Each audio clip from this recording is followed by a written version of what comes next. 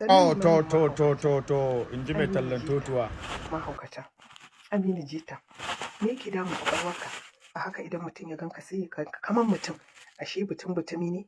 Yanzu dan Abala ya karbi shinkafa, ka zo kake faɗa, to ka fito da dangin ku mana. Abala ya musu hanya su karba. Kai ka san Abala gwarzon namiji ne, wallahi in ya rike ka sai hannunka ya karye kuma na san har tashin alkiyoma hannun nan ba zai haɗu ba. Ka kiyaye mu. Ku fasa tara kuɗin nan, ina son trendin kuke nema. Kai kuma Abala ina gaya ma a matsayina na babarka.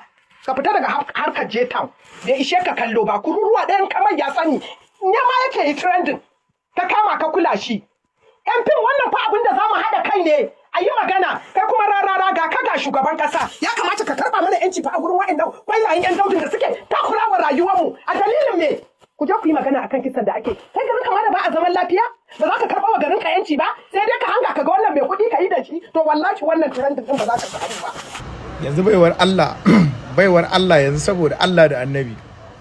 A matsayinki na uwa wanda in na kalli fuskarki wallahi na san kin haife ni. Wane ne baki irin wannan gurguwar shawarin cewa ki zo ki shiga sabgar mu? Habarin ki ya dade.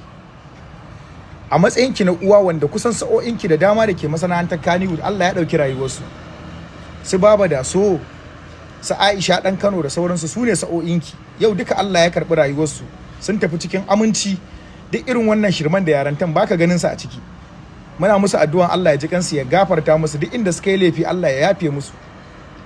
Amma yau gashi yaran da kike comedy da su kuke kwana tare.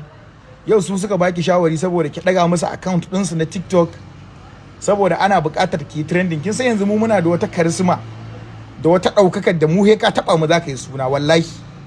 In mu ma muka taba ka zaka ɗaukaka. Sai suka baki shawari saboda su daga account ɗinsu na TikTok suka ce ki kafe su Jtown ki zage su. Ni ba sa'an yin ki bane. Kin girme ni, kin haife ni, ba sa'ata bace ki. Amma kin zo kina wannan zage-zagen kuma idan nan fito in gaya wa mutane hakikarin wace ce ke kice na ci mutuncin ki. Tunda kika je kika yi hira a gaban show sai kika samu dama sai kika ga kin yi ihu a can an kakkalla sai kika ganin kaman ki wata mara kunya ce. Kaman ki wata uwace wata abacce ba kowa bace ki. Abin da muka sani shine kar ki shiga layin da ba naki ba. Mu da kika gan mu kamar yadda kika faɗa na rantse miki da Allah mu tsinannu ne. Wallahi tsinannu ne mu kar ki shiga sabgar mu. Ba mu da kai ba mu da tarbiyya bai ishe mu ba. Wallahi za mu iya gaya miki abin da in kika je bacci kika tuna za ki zabura ki tashi. Kuma mu kuma duk abin da wani zai gaya mana a duniya maimaici ne.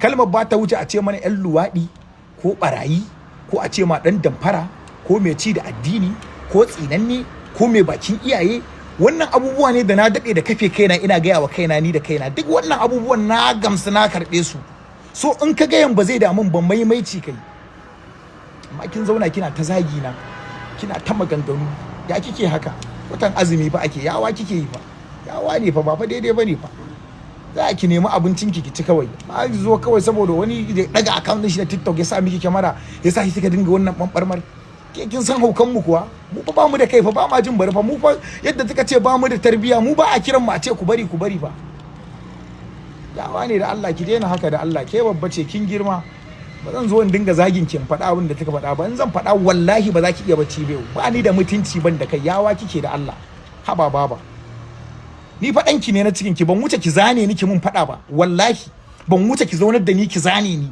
ki ce kar ka sake kuma in ji ba wallahi amma ki zo kina irin wannan haba yawa kike ki yi hakuri da Allah a mai da wukar a yi hakuri ba za mu yi faɗar ba ki yi hakuri dan Allah